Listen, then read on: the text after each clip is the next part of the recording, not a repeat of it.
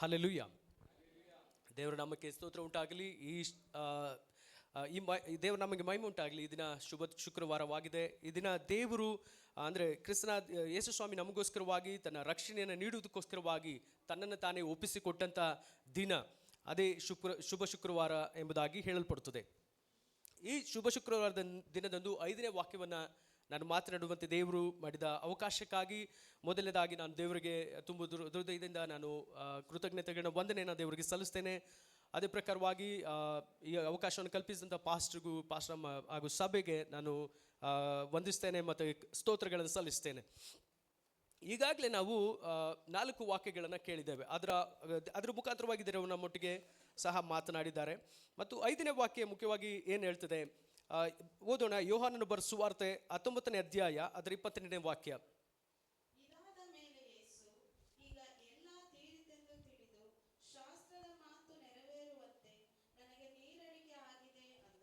Hallelujah. ಇಲ್ಲಿ ದೇವರು ಶಾಸ್ತ್ರದ ಮಾತು ನೆರವೇರುವುದಕ್ಕೋಸ್ಕರವಾಗಿ ಆತನಿಗೆ ಹೇಳ್ತಾನೆ, ನನಗೆ ನೀರಡಿಕೆ ಆಗಿದೆ ಎಂಬುದಾಗಿ. ಇಲ್ಲಿ ನಾವು ನೋಡುವಾಗ ಯೇಸು ಸ್ವಾಮಿ ಏನೆಲ್ಲ ಅಧಿಕಾರಗಳನ್ನು ಹೊಂದಿದರು ಅಥವಾ ಏನೆಲ್ಲ ಅಧಿಕಾರ ಆತನ ಕೈಯಲ್ಲಿ ಕೊಡಲ್ಪಟ್ಟಿತು ಎಂಬುದಾಗಿ ನಾವು ನೋಡ್ತೇವೆ. ಸ್ವಾಮಿ ಅವರು ಏನು ಹೇಳಿದ್ರೆ, ಅಲೆಗಳು ಆತನ ಮಾತಿಗೆ ವಿಧೇಯರಾಗ್ತದೆ. ಅಂದರೆ ಸುಮ್ಮನೆ ಇರೋ ಅಂದರೆ ಅಲೆಗಳು ಸೈಲೆಂಟ್ ಆಗ್ತದೆ.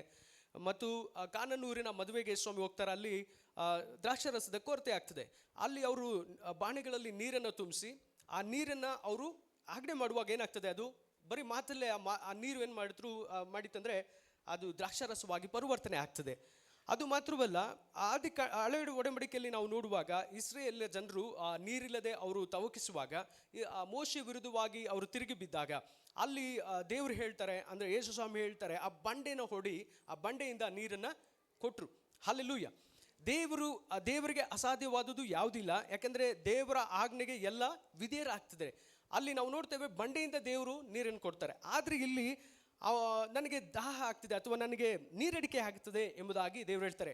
ಇನ್ನೊಂದು ಕಡೆ ಯೇಸು ಸ್ವಾಮಿ ಹೇಳ್ತಾರೆ, ನಾನು ನನ್ನ ತಂದೆ ಕೇಳ್ಕೊಂಡ್ರೆ ಆತನು ತನ್ನ ದೂತರಿಗೆ ಅಪ್ಪಣೆಯನ್ನು ಕೊಟ್ಟು ತನ್ನ ದೂತರಿಂದ ಯೇಸು ಸ್ವಾಮಿಗೆ ಏನೆಲ್ಲ ಬೇಕು, ಏನೆಲ್ಲ ಆತನ ಅವಶ್ಯಕತೆಗಳಿದೆ ಅದನ್ನೆಲ್ಲ ಪೂರ್ತಿ ಮಾಡೋದಕ್ಕೆ ಶಕ್ತನು. ಯಾಕೆಂದರೆ ಆತನು ಒಬ್ಬನೇ ಮಗ ಅಲ್ವಾ. ಯೇಸು ಸ್ವಾಮಿ ಕೇಳ್ಕೊಂಡ್ರೆ ಸಾಕು, ದೇವ್ರು ಏನು ಮಾಡಲಿಕ್ಕೂ ಆತನು ಸಿದ್ಧನಾಗಿರ್ತಾನೆ. ಆದರೂ ಯಾಕೆ ಸ್ವಾಮಿ ಹೀಗೆ ಹೇಳ್ತಾನೆ ಅಂತಂದರೆ, ನಾವು ಓದೋಣ ಕೀರ್ತನೆಗಳು 69:21ನೇ ವಾಕ್ಯ.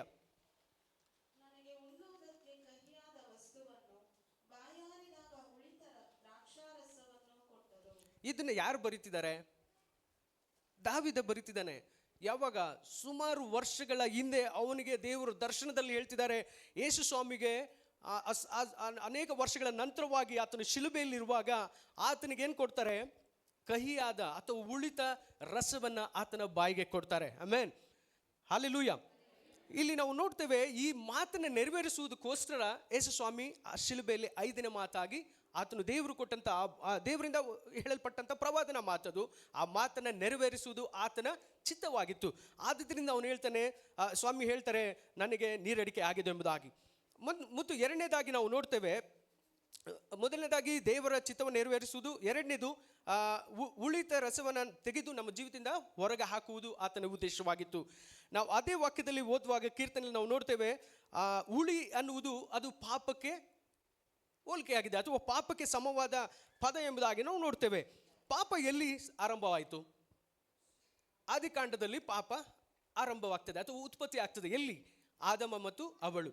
ದೇವರು ಹೇಳಿದ್ದನ್ನು ಬಿಟ್ಟು ಸೈತಾನನಿಗೆ ಅವರು ಕಿವಿಗೊಟ್ಟು ಅಲ್ಲಿ ಆ ಸೈತಾನ ಏನು ಮಾಡ್ತಾನೆ? ಉಳಿ ಹಿಂಡ್ತಾ ಇದ್ದಾನೆ ಅಲ್ಲಿ. ಇದು ದೇವರು ಹೇಳಿದ್ದನ್ನು ಮಾಡಬೇಡ, ನಾನು ಹೇಳುವುದನ್ನು ಕೇಳೆಂಬುದಾಗಿ ಹೇಳುವಾಗ ಅಲ್ಲಿ ಆದಮ್ ಮತ್ತು ಅವಳ ನಿಮಿತ್ತವಾಗಿ ಅವರಿಬ್ಬರು ಮಾಡಿದ ತಿಂದಂಥ ಹಣ್ಣಿನ ನಿಮಿತ್ತವಾಗಿ ಈ ಲೋಕಕ್ಕೆ ಪಾಪವು ಹುಟ್ಟಿಕೊಳ್ಳುತ್ತೆ ಎಂಬುದಾಗಿ ನಾವು ನೋಡ್ತೇವೆ.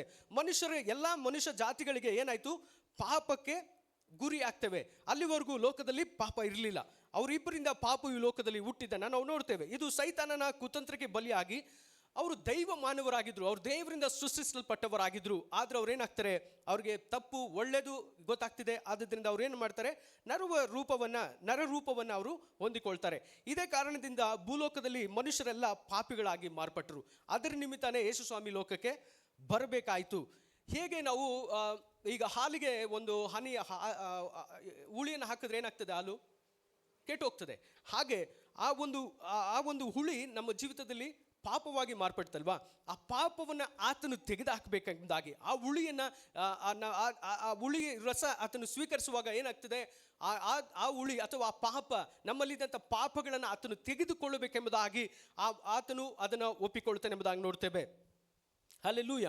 ಅದಕ್ಕಾಗಿ ಆತನು ಹೇಳ್ತಾನೆ, ನನಗೆ ಶಿಲುಬೆಯಲ್ಲಿ ನನಗೆ ನೀರಡಿಕೆ ಆಗಿದೆ ಎಂಬುದಾಗಿ ಆತನು ಹೇಳ್ತಾನೆ. ಮತ್ತು ಸಾಮಾನ್ಯವಾಗಿ ನಾವೇನು ಮಾಡ್ತೇವೆ? ಮನುಷ್ಯರು ನಾವು ಏನೇ ತಪ್ಪು ಮಾಡಿರಲಿ, ಅವನು ನಮಗೆ ವಿರುದ್ಧವಾಗಿ ನಡೆದುಕೊಂಡಿರಲಿ, ಅವ್ನು ಬಂದು ಕೇಳ್ತಾನೆ, ನನಗೆ ನೀರು ಕೊಡಪ್ಪ ಎಂಬುದಾಗಿ ಕೇಳ್ತಾನೆ. ನಾವೇನು ಮಾಡ್ತೀವಿ? ತಕ್ಷಣ ಎಲ್ಲವನ್ನು ಮರ್ತೋಗಿ ನಾವು ನೀರನ್ನು ಕೊಡ್ತೇವೆ. ಆದರೆ ಸ್ವಾಮಿಗೆ ಅಲ್ಲಿ ನೀರನ್ನು ಕೇಳ್ತಿದ್ದಾರೆ. ನಾನು ನೀರು ಅಡಿಕೆ ಆಗ್ತಿದೆ ಅಂದರೆ ನಾವೇನು ಮಾಡಬೇಕು? ನೀರನ್ನು ಕೊಡಬೇಕು. ಅಲ್ಲಿರುವ ಜನ ಏನು ಕೊಡ್ತಿದ್ದಾರೆ? ಹುಳಿಯನ್ನು ಕೊಡ್ತಿದ್ದಾರೆ, ಕಹಿಯನ್ನು ಕೊಡ್ತಿದ್ದಾರೆ. ಅಂದರೆ ಆ ಪಾಪ ಕೊಡುವುದರ ನಿಮಿತ್ತವಾಗಿ ಆ ಎಲ್ಲ ಇದ್ದಂಥ ಮನುಷ್ಯರಲ್ಲಿ, ಮನುಷ್ಯ ಕುಲದಲ್ಲಿ ಇದ್ದಂಥ ಪಾಪ, ಲೋಕದಲ್ಲಿ ಇದ್ದಂಥ ಎಲ್ಲ ಪಾಪಗಳನ್ನು ಆತನು ತೆಗೆದುಕೊಳ್ತಿದ್ದಾನೆ. Is accepting it. ಅದನ್ನು ಸ್ವೀಕರಿಸ್ತಾ ಇದ್ದಾನೆ, ಅದನ್ನು ನಿರಾಕರಿಸಲಿಲ್ಲ. ಅದ್ರ ನಿಮಿತ್ತವಾಗಿ ನಾವು ಇಲ್ಲಿ ಕೂತ್ಕೊಂಡು ದೇವರ ವಾಕ್ಯವನ್ನು ಇವತ್ತು ಕೇಳ್ತಿದ್ದೇವೆ ಪ್ರಿಯ. ಅದೇ ಪ್ರಕಾರ ಮೂರನೇ ಮಾತಾಗಿ ಹೇಳುವಂಥ ವಿಷಯ ಏನಂದರೆ, ಮನುಷ್ಯರಿಗೆ ರಕ್ಷಣೆಯನ್ನು ಅನುಗ್ರಹಿಸುವುದಕ್ಕೋಸ್ಕರವಾಗಿ ಯೇಸು ಸ್ವಾಮಿ ಈ ಮಾತನ್ನು ಹಾಡ್ತಾರೆ. ಓದೋಣ. ಯೋಹಾನ ಬರೆದ ಸುವಾರ್ತೆ 4ನೇ ಅಧ್ಯಾಯ 14ನೇ ವಾಕ್ಯ.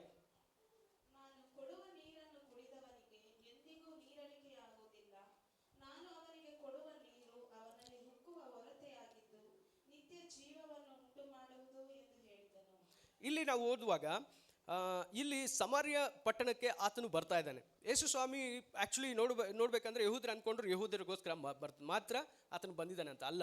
ಲೋಕವನ್ನು ಸಹೋದರ ಹೇಳಿದ ಹಾಗೆ ಲೋಕದ ಮೇಲೆ ಎಷ್ಟೋ ಪ್ರೀತಿನಿಟ್ಟು ಎಲ್ಲರಿಗೋಸ್ಕರವಾಗಿ ಯೇಸು ಸ್ವಾಮಿ ಈ ಲೋಕಕ್ಕೆ ಬಂದಿದ್ದಾರೆ ಅನ್ನೋದಕ್ಕೆ ಇಲ್ಲೊಂದು ಉದಾಹರಣೆಯಾಗಿದೆ. ಇಲ್ಲಿ ಯೇಸು ಸ್ವಾಮಿ ಹಂಗೆ ಪ್ರಯಾಣ ಮಾಡ್ತಾ ಹೋಗುವಾಗ ಸಮಾರ್ಯದ ಒಂದು ಪಟ್ಟಣಕ್ಕೆ ಅವರು ಬರ್ತಾರೆ. ಹಾಗೆ ಹೋಗುವಾಗ ಅಲ್ಲಿ ಯಾಕೋಬನು ಅವರ ಮಗನಿಗೆ ಕೊಟ್ಟಂಥ ಒಂದು ಸ್ಥಳದಲ್ಲಿ, ಯೋಸೇಫನಿಗೆ ಕೊಟ್ಟಂಥ ಸ್ಥಳದಲ್ಲಿ ಅವರೊಂದು ಬಾವಿಯನ್ನು ತೆರೆಸಿದ್ರು.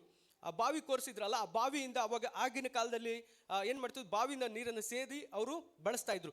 ಆ ಬಾವಿ ಹತ್ರ ಅವರು ಕೂತ್ಕೋತಾರೆ. ಅಲ್ಲಿ ಸಮಾರ್ಯದ ಒಬ್ಬ ಸ್ತ್ರೀ ಬರ್ತಾರೆ. ಅವ್ರು ಬಂದಾಗ ಅವ್ರ ಹತ್ರ ಕೇಳ್ತಾರೆ, ತಾಯಿ ನನಗೆ ನೀನು ಸ್ವಲ್ಪ ನೀರು ಕುಡಿಯೋದಕ್ಕೆ ಕೊಡು ಎಂಬುದಾಗಿ ಕೇಳ್ತಾರೆ. ಆಕೆ ಗಮನಿಸ್ತಾಳೆ ಯೇಸು ಸ್ವಾಮಿನ. ಯಾಕೆಂದರೆ ಯೇಸು ಸ್ವಾಮಿ ಹಾಕಿದಂಥ ವಸ್ತ್ರ ಹೇಗಿತ್ತದು? ಯಹೂದಿಗಳು ಹಾಕುವಂಥ ವಸ್ತ್ರವಾಗಿತ್ತು. ಯಾಕೆಂದರೆ ಅವತ್ತು ಯಹೂದ್ಯರು ವ್ಯತ್ಯಾಸವಾಗಿ ವಸ್ತ್ರ ಹಾಕ್ತಿದ್ರು, ಬೇರೆ ಜನರು ಬೇರೆ ರೀತಿಯಾಗಿ ವಸ್ತ್ರ ಹಾಕ್ತಿದ್ರು. ಆದರೆ ಸಮಾರ್ಯದವ್ರಿಗೂ ಯಹೂದಿಯರಿಗೂ ಯಾವ ಒಂದು ಒಡನಾಟ ಇಲ್ಲ. ಅಂದರೆ ಇವರು ಅವರಿಗೆ ನೀರು ಕೊಡುವ ಹಾಗಿಲ್ಲ.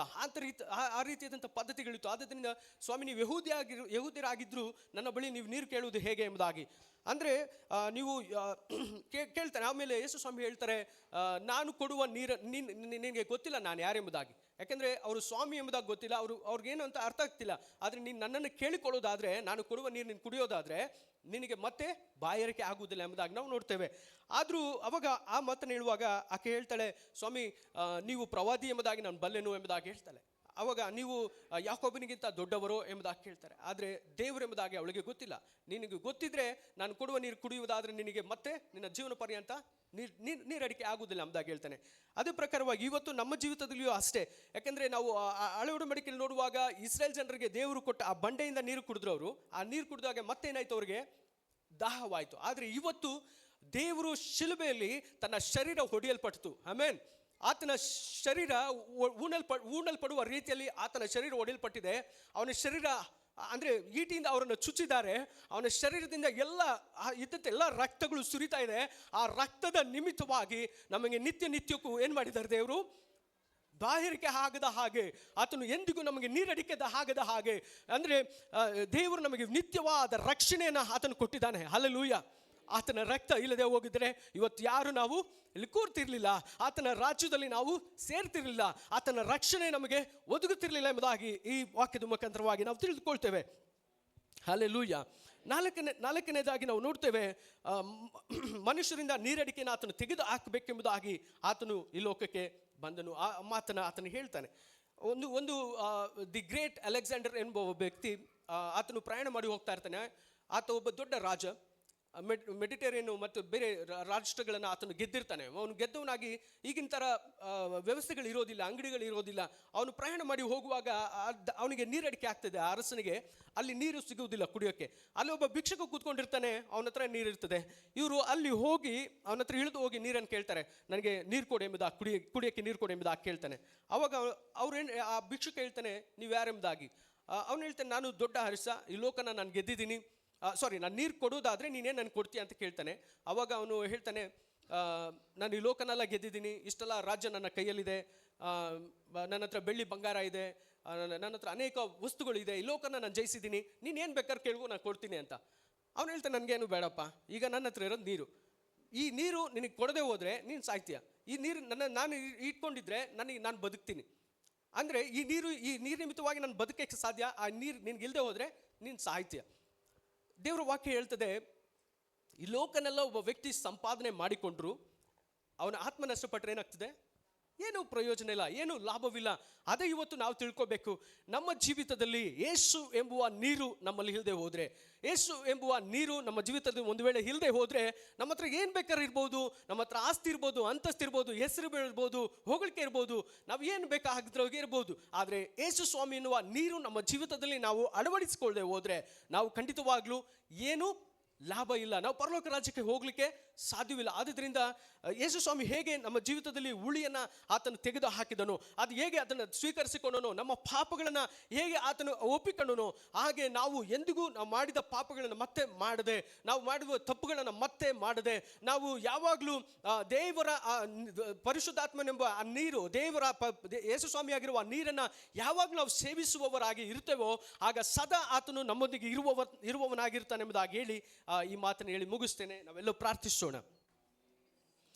ನಮ್ಮನ್ನು ಬಹಳವಾಗಿ ಪ್ರೀತಿಸುವ ದೇವರೇ, ಸ್ತೋತ್ರ. ಈ ಮಾತನ್ನು ಕೊಟ್ಟದಕ್ಕಾಗಿ ಸ್ತೋತ್ರ. ಈ ಮಾತಿನ ಮುಖಾಂತರವಾಗಿ ಸ್ವಾಮಿ ಅಪ್ಪ, ನಮಗೆ ಕರ್ತನೆ ನಮ್ಮಲ್ಲಿದ್ದಂಥ ಎಲ್ಲ ಕೈತನವನ್ನು, ನಾವು ಕರ್ತನೆ ಪಡಬೇಕಾದ ಶ್ರಮೆಗಳನ್ನು, ನಾವು ಅನುಭವಿಸಬೇಕಾದಂಥ ಪಾಪಗಳನ್ನು ದೇವರೇ ನೀವು ಒತ್ತುಕೊಂಡು ನೀವು ಅದನ್ನು ಒತ್ತಿ ತೀರಿಸಿ, ಹೌದು ಸ್ವಾಮಿ ಅಪ್ಪ, ನಮಗೆ ಎಂದಿಗೂ ಬಾಯಾರಿಕೆ ಆಗದ ಹಾಗೆ ದೇವರೇ ಜೀವಕರವಾದ ನೀರನ್ನು, ಹೌದು ಸ್ವಾಮಿ ಜೀವಕರವಾದ ಬುಗ್ಗೆಯನ್ನು ದೇವರೇ ಬುಗ್ಗೆಯಾಗಿ ನಮಗಿದ್ದು ಸ್ವಾಮಿ ನಮ್ಮ ದಾಹವನ್ನು ಸದಾ ತೀರಿಸುವವನಾಗಿ ದೇವರೇ ನೀವಿರುವುದಕ್ಕಾಗಿ ಸ್ತೋತ್ರ.